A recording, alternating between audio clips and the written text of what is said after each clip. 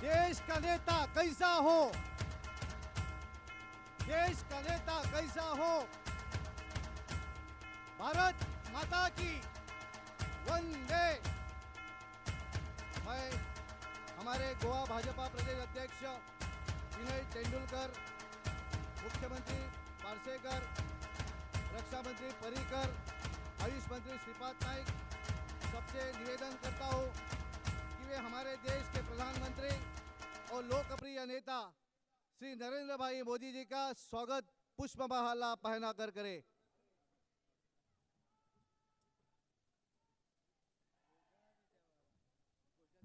भारत माता की, भारत माता की।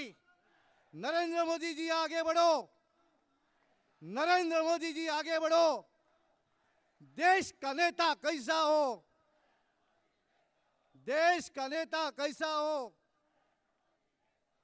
धन्यवाद। अब मैं हमारे लोकप्रिय नेता और लाडले प्रधानमंत्री श्री नरेंद्र भाई मोदी जी से अनुरोध करता हूं कि वे हमें सबको संबोधित करें। त्याच्या पयली आमचे रक्षा मंत्री मनोहर भाई पर्रिकर हांकां विनंती करता की तांच्यांनी आजच्या सभेक संबोधित करचे।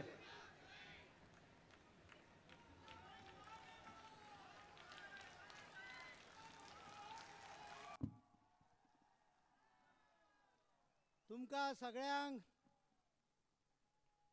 हांव सगळ्यांचे आभार मानता की या दंपारच्या कडान वतान सुद्धा तुम्ही हांगा आयले।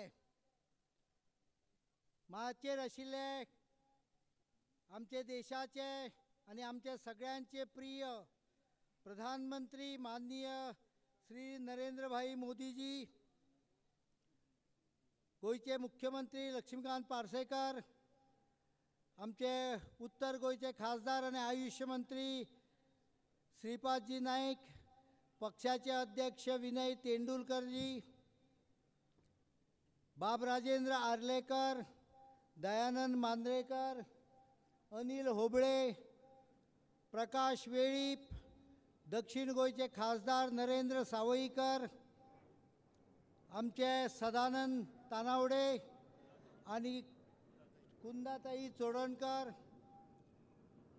डॉक्टर फडके आणि तुम्ही मोठ्या संख्येन हांगा आयिल्ले गोयचे नागरीक भाव भयणानो, 4 तारीख गोयचे भवितव्य ठरवणारी तारीख आसा।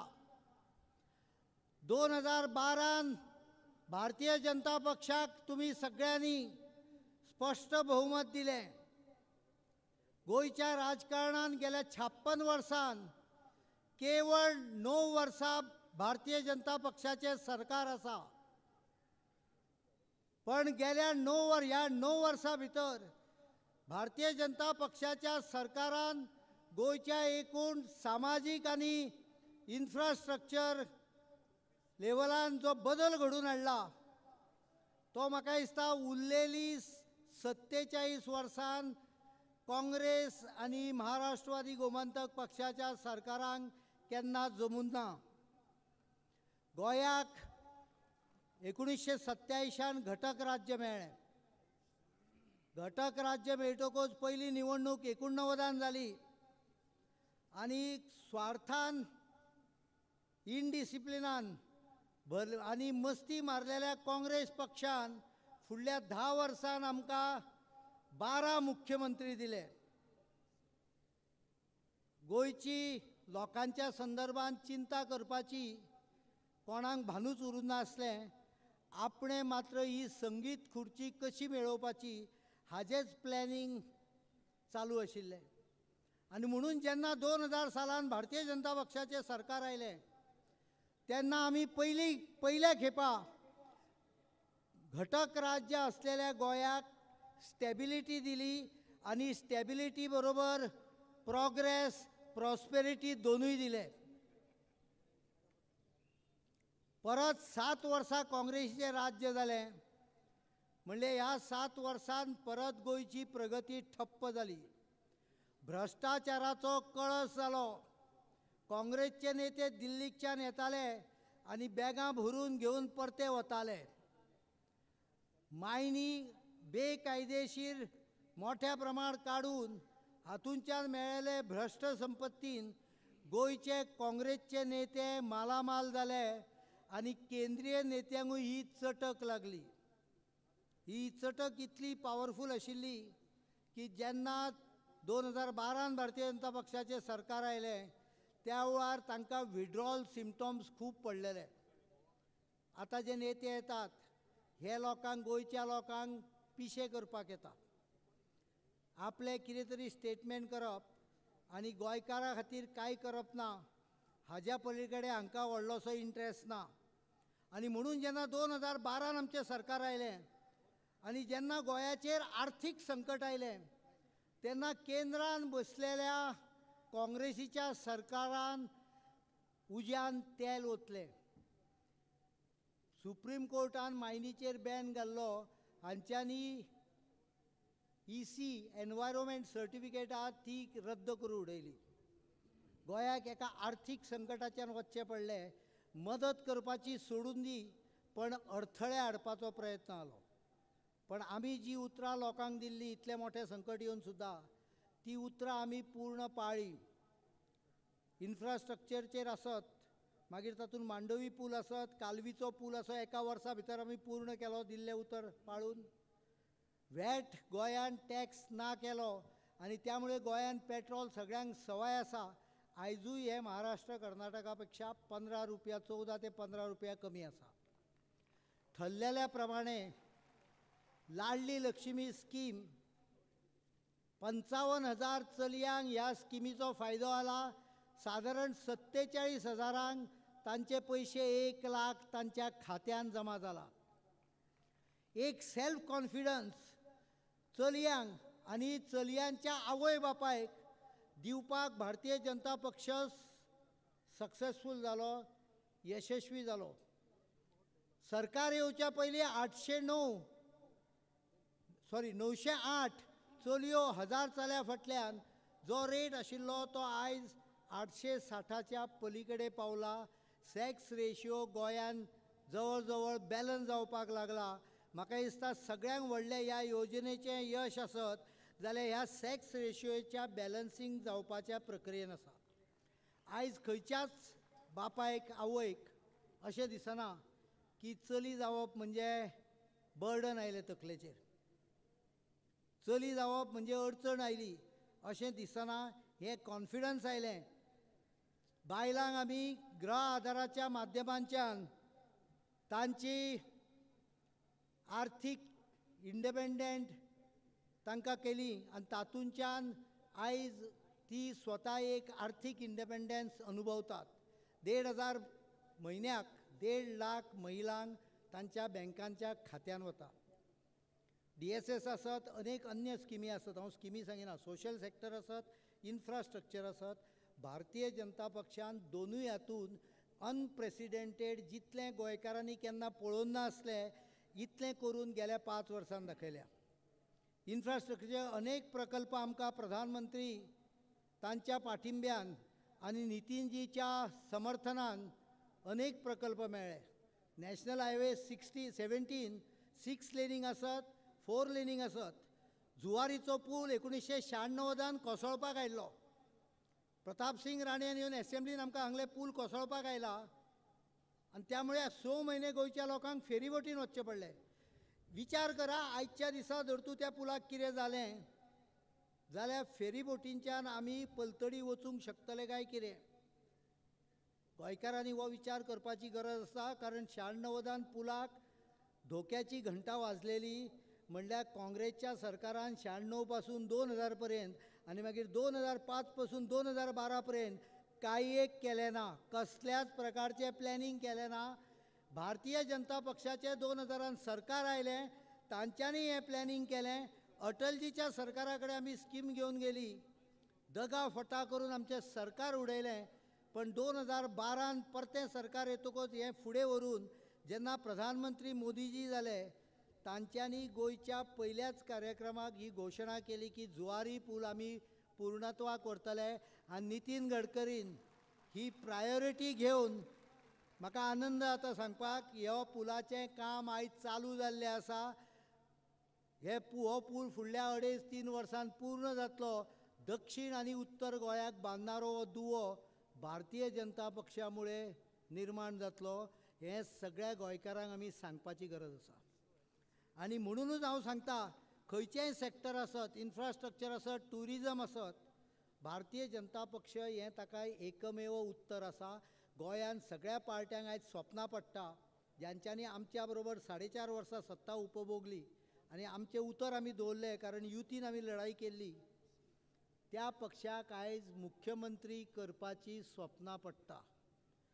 स्वप्नांच आसूं ती. स्वप्नांच्यान जागे बाबडे केन्ना जावचे ना, कारण फुडल्या काळान भारतीय जनता पक्ष सत्तेर आसतलो. 26 कमीत कमी आमदार घेवन, आनी त्यामुळे आमकां कोणाक दुसऱ्याची मदत मागची गरज पडची ना. येत्या त्या 5 वर्सांत दिल्ली कामां पूर्ण करप, इन्फ्रास्ट्रक्चराची पूर्ण करप, नवीन उरल्या ती पूर्ण करपाक घेवप, सोशल सॅक्टराचेर हाज्या फुडें प्रगती करप. हाज्या फुडें हांव सांगूंक सोदतां, गोंयांत जी बेकारी आसा ती बेकारीचें निर्मुलन करपाचो विडो भारतीय जनता पक्षान उचल्लेलो आसा. आनी आयज हांव तुमकां उतर दितां. स्कील डेव्हलपमेंट, स्टार्टअप्स अशे अनेक उपक्रम ज्याच्या माध्यमांच्यान फुडल्या 5 वर्सांत, मागीर ते मोपा एअरपोर्ट आसत किंवा गोवा शिपयार्डाचे एक्सपान्शन प्लान आसत, आयज गोंयकारांक आमी उतर दिवंक सोदता की गोंयांत मोठ्या प्रमाणाचेर रोजगार निर्मिती करून, नोकऱ्यो उपलब्ध करून गोंयकारांक जे आयज एम्प्लॉयमेंटाचो प्रॉब्लेम आसा तो फुडल्या 5 वर्सांक आमी सोडयतले. आनी हातूंत आमकां केंद्राची मदत आसतली हाजी ग्वाही आयज हांगा दिता. हांव तुमचो सगळ्यांचो निरोप घेता आसतना तुमी सगळे जाण प्रधानमंत्र्याचें भाशण आयकपाक आयल्या, त्यामुळे डायस आनी मायक तांकां खुलो करून दिता. परत एकदां विनंती करता, सगळ्या जाणांनी म्हज्या बरोबर एकदां मुठी आवळून भारतीय जनता पक्षाचो उद्घोश करपाचो. भारतीय जनता पार्टीचा, आनीकूय नेटान भारतीय जनता पार्टीचा. Thank you. धन्यवाद भाई. अब मैं हमारे जनप्रिय नेता प्रधानमंत्री को अनुरोध करता हूं कि वे हम सबको संबोधित करें. भारतीय जनता पार्टीचा, भारतीय जनता पार्टीचा. नरेंद्र मोदी जी, आप आगे बढ़ो. देश का नेता कैसा हो, वडलेन, देश का नेता कैसा हो. भारत माता की.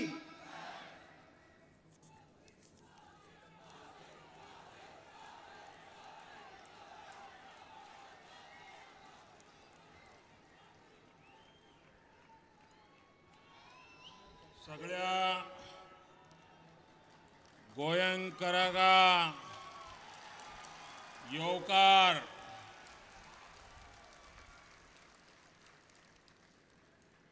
मंच पर विराजमान मंत्री परिषद के मेरे साथी, देश के रक्षा मंत्री श्रीमान मनोहर पर्रिकर जी, यहाँ के मुख्यमंत्री श्रीमान लक्ष्मीकांत जी, केंद्र में मेरे साथी श्री नितिन गडकरी जी, श्रीपाद नायक जी, प्रदेश भारतीय जनता पार्टी के अध्यक्ष श्रीमान विजय जी, गोवा के उप मुख्यमंत्री श्रीमान फ्रांसिस डिसूजा जी, सांसद श्री नरेंद्र जी, राज्य सरकार में मंत्री श्रीमान दयानंद जी, श्रीमती कुंडा जी, श्रीमान राजेंद्र जी, बेटी बचाओ बेटी पढ़ाओ मिशन के कन्वीनर श्रीमान राजेंद्र फड़के जी, श्रीमान अनिल होबळे जी, सदानंद तानवड़े जी, प्रकाश वेलीपे जी, और विशाल संख्या में पधारे हुए प्यारे भाई और बहनों,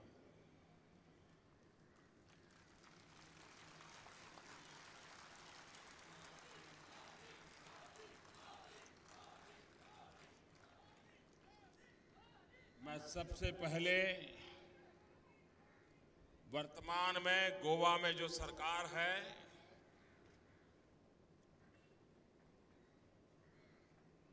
उस सरकार को बधाई देना चाहता हूं, गोवा वासियों को बधाई देना चाहता हूं, क्योंकि ये 5 वर्ष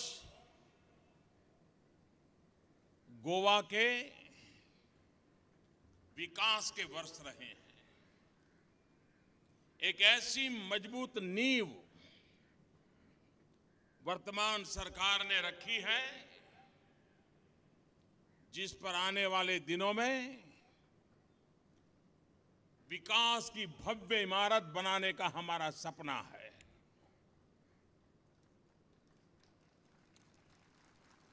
कुछ महीने पहले एक मैगजीन ने पूरे देश का सर्वे किया और उन्होंने पाया कि हिंदुस्तान में जितने भी छोटे राज्य हैं उन छोटे राज्यों में चमकता हुआ कोई सितारा है तो गोवा प्रदेश है। चाहे शिक्षा का मामला हो, सोशल इंफ्रास्ट्रक्चर की पहल हो, इंफ्रास्ट्रक्चर के काम हो, गोवा सरकार ने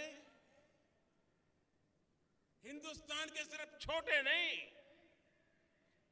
बड़े बड़े राज्यों को भी सबक सीखने के लिए प्रेरित किया है। ये काम गोवा ने करके दिखाया।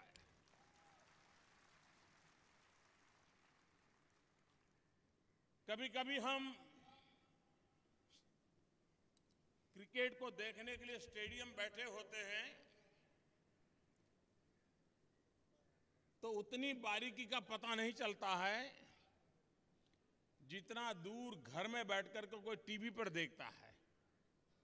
उसको बराबर समझ आती है बॉल कैसे जा रहा है, कहां कैच किया जा रहा है, फील्डर क्या कर रहा है, क्योंकि दूर से कैमरा लगे होते हैं, बराबर दिखाई देता है। मैं दिल्ली में बैठा हूं, मुझे गोवा पूरा पूरा दिखता है और जब प्रगति की बातें देखता हूं इतना संतोष होता है, इतना आनंद होता है। कोई क्षेत्र अछूता नहीं रहने दिया गया है। सर्वांगीण विकास किसको कहते हैं, ये गोवा की वर्तमान सरकार ने उत्तम उदाहरण प्रस्तुत किया। भाइयों बहनों, बहुत वर्षों से गोवा को एक बीमारी लगी हुई है। ये चुनाव उस बीमारी से गोवा को मुक्त करने का चुनाव है।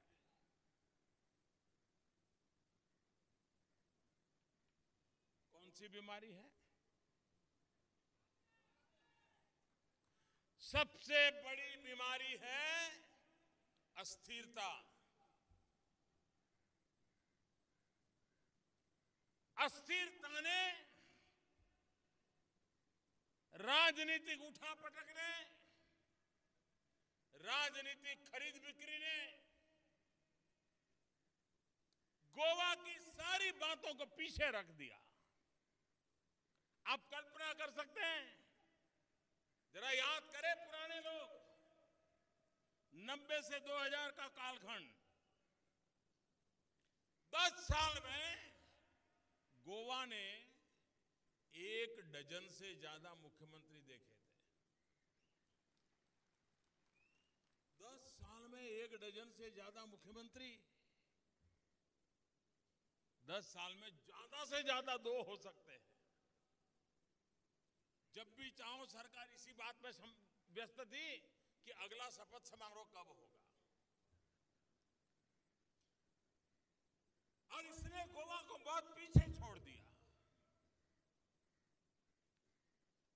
प्रदेश को अस्थिरता बड़ी सूट कर जाती थी,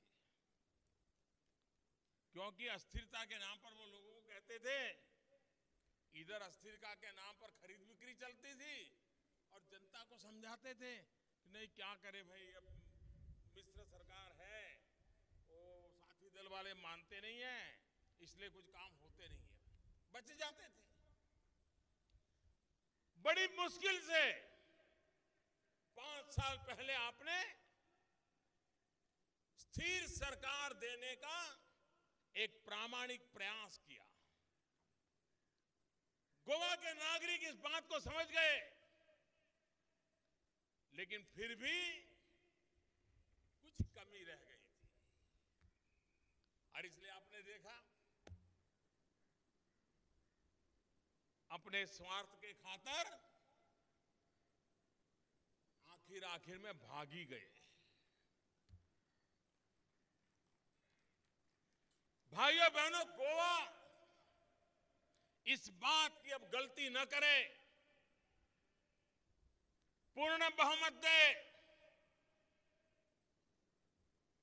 कंफर्टेबल मेजॉरिटी दे।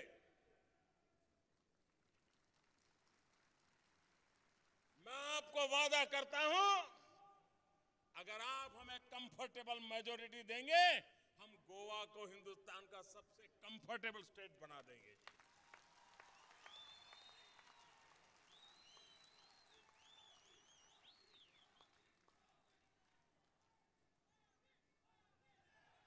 आज पूरे देश में केंद्र में जो सरकार है वो टूरिज्म पर बल दे रही है, और लोगों को लगता था टूरिज्म खत्म हो जाएगा, नोटबंदी के कारण तो बिल्कुल ही बंद हो जाएगा। उनकी बोलती बंद हो गई।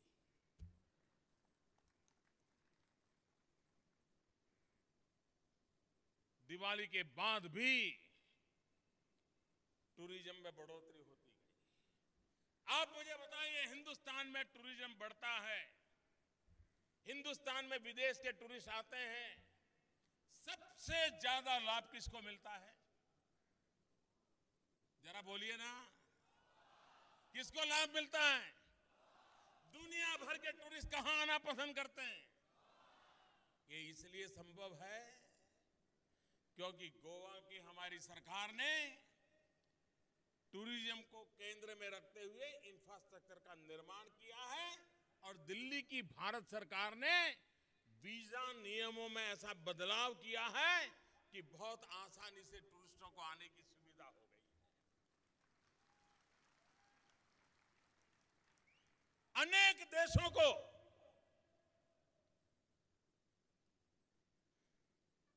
अराइवल वीजा देने की शुरुआत कर दी, अनेक देशों को ऑनलाइन ई वीजा देने की जरूरत कर दी। टूरिस्ट को यह सुविधाएं अच्छी लगती है, और इसका सीधा सीधा लाभ अगर किसी ने उठाया है तो गोवा की जनता ने, गोवा की सरकार ने उठाया है, और आने वाले दिनों में भी टूरिज्म के लिए पहले क्या होता था,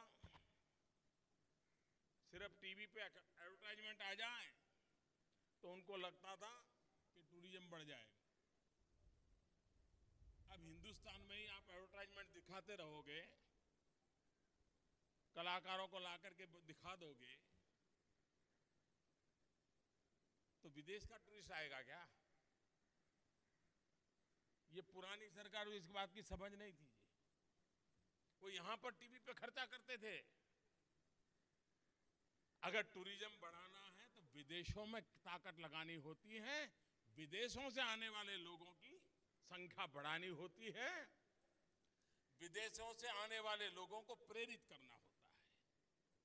हमने हमारा पूरा फोकस सरकार की इस नीति को बदल दिया, और टूरिस्ट कैसे ज्यादा आए, विदेश के टूरिस्ट कैसे आए, उस पर बल दिया, और राज्यों को प्रेरित किया कि जो आए वो ज्यादा दिन रुके कैसे, इसके लिए आप काम करो।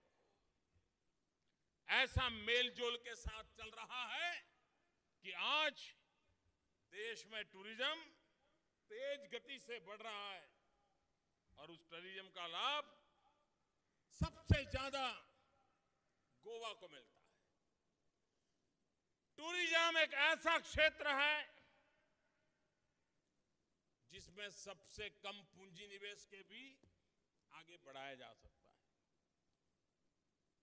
कम इन्वेस्टमेंट में ज्यादा रोजगार की संभावना टूरिज्म में होती है। हर कोई कमाता है। रिक्शा वाला कमाएगा, गेस्ट हाउस वाला कमाएगा, नाउवा वाला कमाएगा, टूरिस्ट गाइड कमाएगा, चाय बेचने वाला कमाएगा, बिस्किट बेचने वाला कमाएगा, चने ममरे बेचने वाला कमाएगा, गरीब से गरीब आदमी कमाता है। और इसलिए गोवा के आर्थिक उन्नति के लिए सबसे ज्यादा लोगों को रोजगार देने के लिए हम टूरिज्म को बढ़ावा देने की दिशा में राज्य सरकार के साथ कंधे से कंधा मिलाकर के हम प्रयास कर रहे हैं। व्यवस्था के लिए ब्रिज बनना बहुत स्वाभाविक बात है, लेकिन क्या कारण है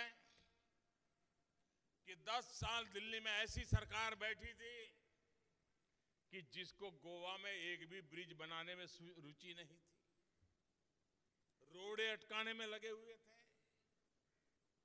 अगर गोवा में उपयुक्त इंफ्रास्ट्रक्चर नहीं होगा, छोटे सा राज्य सिकुड़ करके रह जाएगा, विकास की संभावनाएं धीरे धीरे कम हो जाएगी।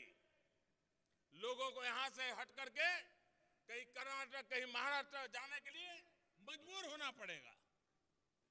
अगर ये रिवर्स ट्रेन चालू हो गया तो गोवा के भाग्य का होगा, क्या होगा? इन बातों को ध्यान में रखते हुए हमने ब्रिज को भी प्राथमिकता दी और हमने ये भी तय किया कि और शहर में जो ब्रिज बनते हैं और राज्य में जो ब्रिज बनते हैं वे और गोवा में जो ब्रिज बने वो, उसमें आसमान जमीन का अंतर होना चाहिए। यहां हर चीज ऐसी बननी चाहिए जो टूरिस्ट के लिए आइकॉनिक हो। यहां सिंपल चीजें नहीं चल सकती, क्योंकि हमें टूरिज्म को बढ़ावा देना है। और इसलिए जुवारी पुल करीब करीब 1000 करोड़ का लागत, और 1000 करोड़ की लागत से एक ऐसा अद्भुत ब्रिज बनाने का काम चल रहा है जो पूरा गोवा के लिए एक नया आइकॉनिक नजराना जुड़ जाएगा। टूरिस्ट के लिए आकर्षण का केंद्र बनेगा, गोवा वासियों के लिए सुविधा का आधार बन जाएगा। भाइयों बहनों, मैं आज गर्व से कह सकता हूं, पिछले 50 वर्ष की सब सरकारों ने, केंद्र सरकारों ने 50 साल में जितनी मदद की है उससे ज्यादा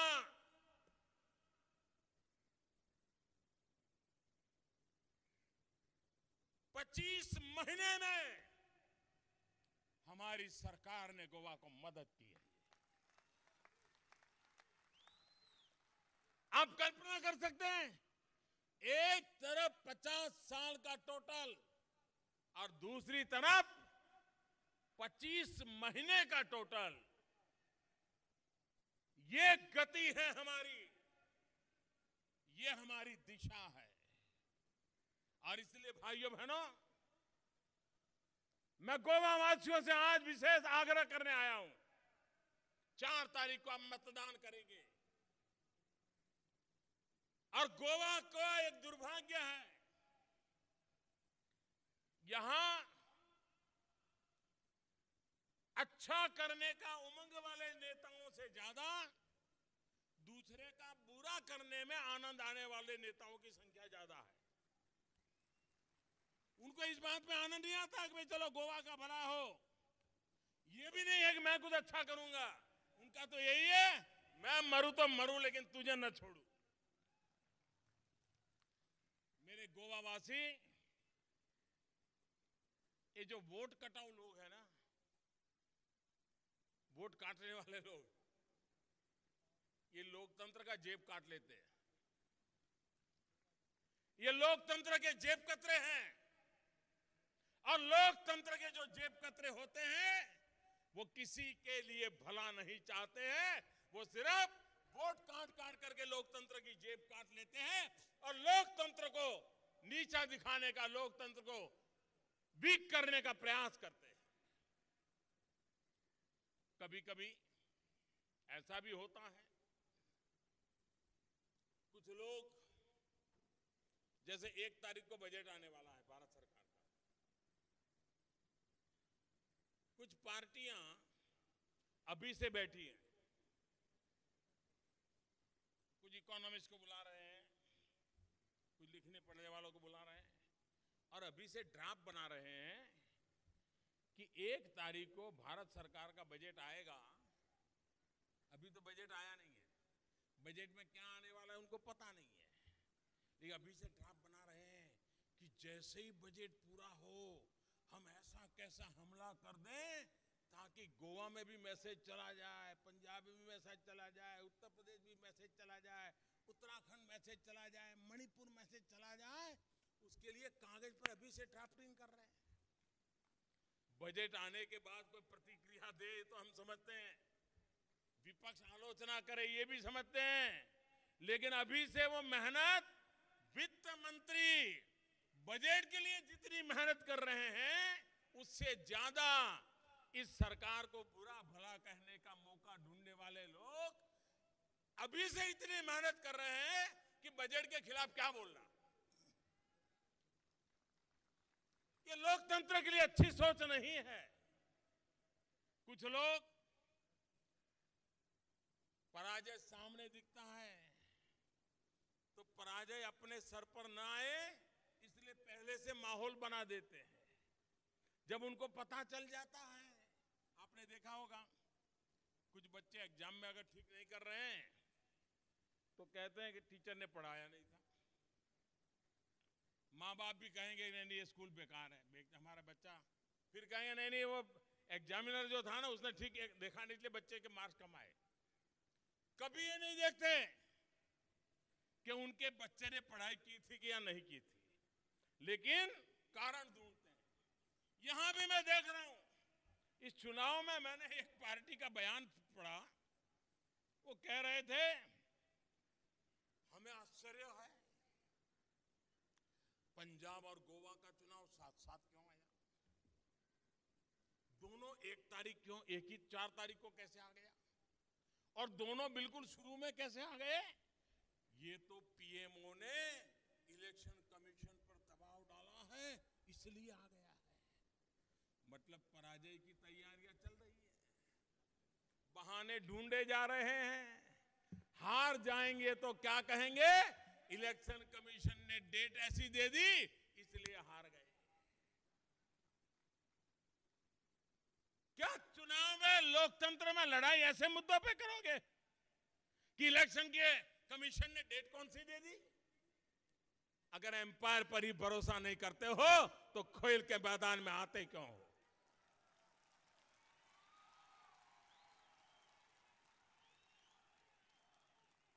लोकतंत्र है, हमें व्यवस्थाओं को स्वीकार करना होता है, व्यवस्थाओं के प्रति आस्था बढ़ानी होती है। अगर व्यवस्थाओं पर आस्था तोड़ देंगे तो सामान्य व्यक्ति का विश्वास डिग जाएगा। लेकिन भाइयों बहनों, राजनीति को इतने नीचे स्तर पर ले जाने का प्रयास हो रहा है कि जिसके कारण सार्वजनिक जीवन के मूल्य, उसको गिराने के लिए कुछ लोगों को गौरव महसूस हो रहा है। भाइयों बहनों, आप मुझे बताइए, हिंदुस्तान की जनता समझदार है कि नहीं है? मुझे बताइए, समझदार है कि नहीं है? समझदार है कि नहीं है? सबके सब चुनाव में देश के हर कोने में कांग्रेस की विदाई क्यों हो रही है भाई? पिटाई क्यों हो रही है? समझदार है कि नहीं लोग? जो समझ हिंदुस्तान के हर नागरिक को है, उससे ज्यादा समझ गोवा के नागरिकों को है।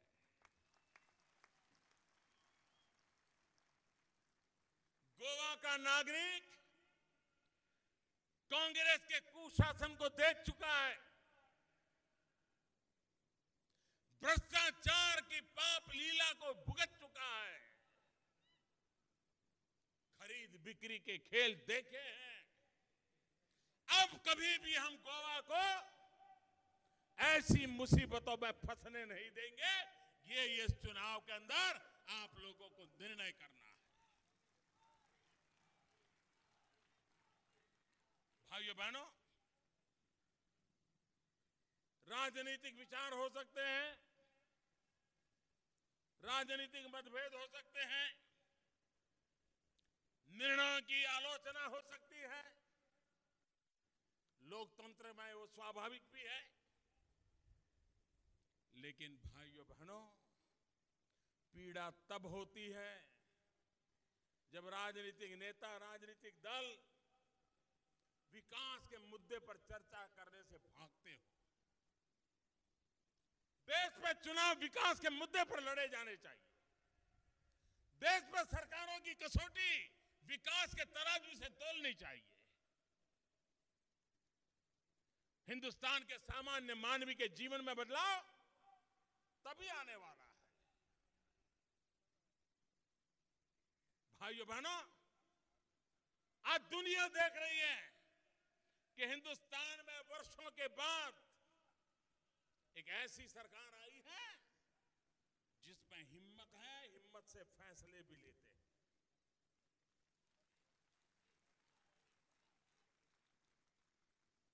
आप मुझे बताइए, पूरी दुनिया में मैं आपसे जवाब चाहता हूं, आज पूरी दुनिया में हिंदुस्तान का जय जयकार हो रहा है कि नहीं हो रहा है? हिंदुस्तान का जय जयकार हो रहा है कि नहीं हो रहा है? अमेरिका में हो रहा है कि नहीं हो रहा है? जापान में हो रहा है कि नहीं हो रहा है? चीन में हो रहा है कि नहीं हो रहा है?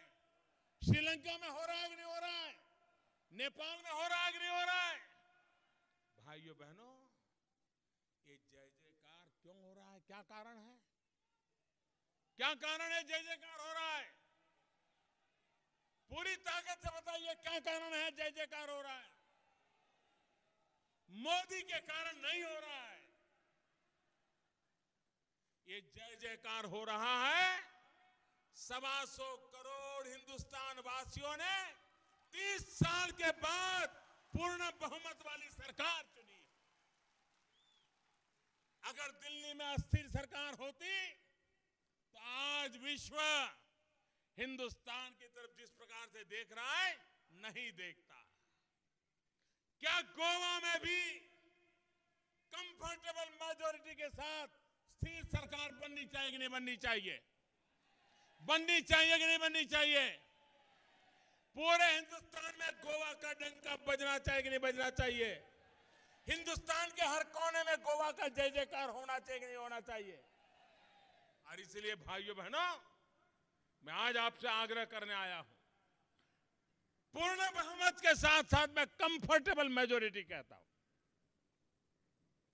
आने वाले 5 साल में जो काम 50 साल में नहीं हो पाए, वो मुझे करके दिखाना है गोवा में, क्योंकि दुनिया भर से मैं टूरिस्टों को लाना चाहता हूं।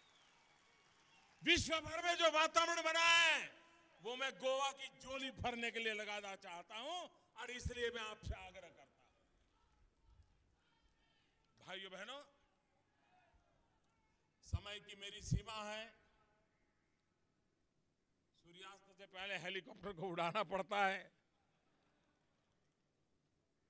और ये फिर फौज का हेलीकॉप्टर है, तो उनके नियमों का मुझे पालन करना पड़ता है। रक्षा मंत्री यहाँ बैठे हैं, मैं नियम तोड़ नहीं सकता हूं। लेकिन भाइयों बहनों, मैं गोवा का इस बात के लिए आभारी हूं कि देश को उन्होंने ऐसा मजबूत रक्षा मंत्री दिया है। आज पूरा विश्व सर्जिकल स्ट्राइक की चर्चा कर रहा है।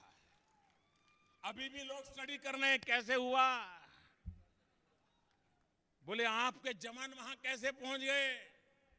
मैंने कहा मैं जब लाहौर गया था, दिन में गया था, गाजे बाजे के साथ गया था, तो भी दुनिया चौंक गई थी कैसे पहुंच गया। मैंने कहा भाई, अगर हिंदुस्तान एक बार ठान लेता है तो उसके जवान पराक्रम करके दिखाते हैं, देश की शान बढ़ा देते हैं।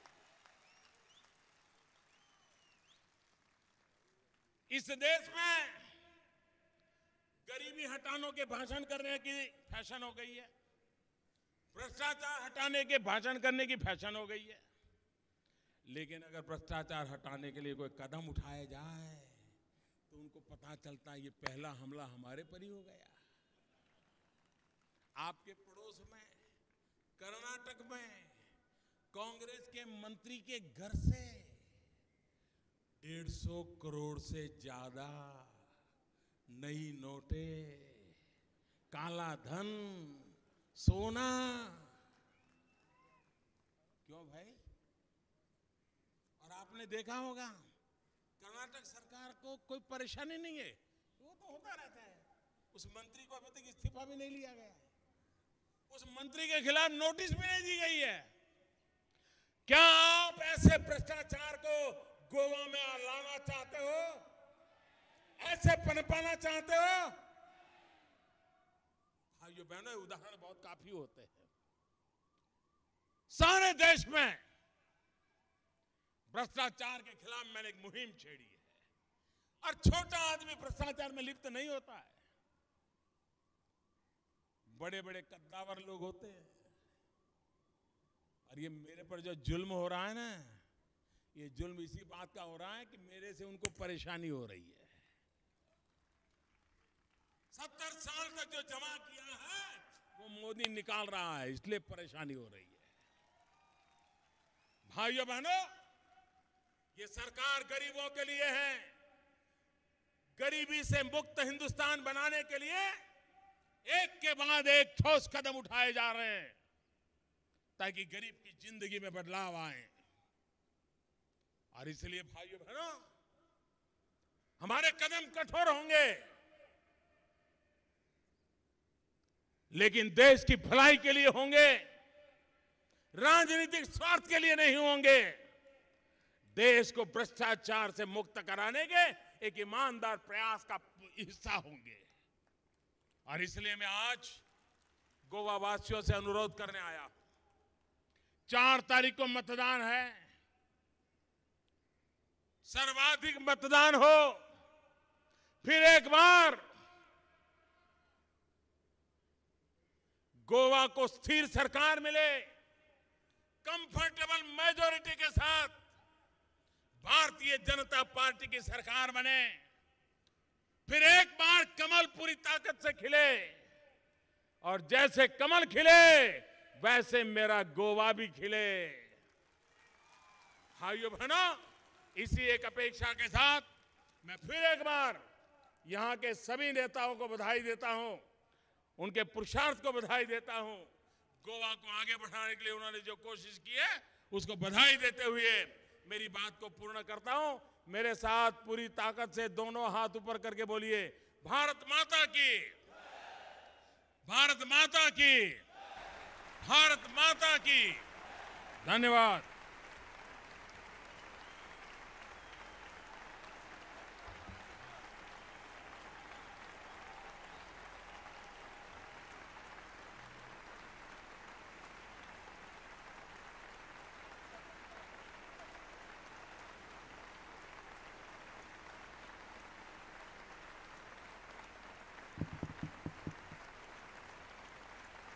पयलीं म्हणजे हांव समेस्त गोंयकारांचे जे एक व्हडा संख्येन म्हज्या पणजेक आयले भारतीय जनता पक्षाक तेंको दिवपाक एक निर्विवाद सरकार स्थापन करपाक हांव तांचे सगळ्यांचे मनपूर्वक आभार मानतां. आमचे पंतप्रधान जी जाणी आपलो मोलादीक वेळ काडून हांगा आयले गोंयकारांक संबोधीत केलें एक प्रेरीत केलें तांचेय हांव मना काळजांतल्यान आभार मानतां. नितीन गडकरी जी जे गोंयचे उदरगती खातीर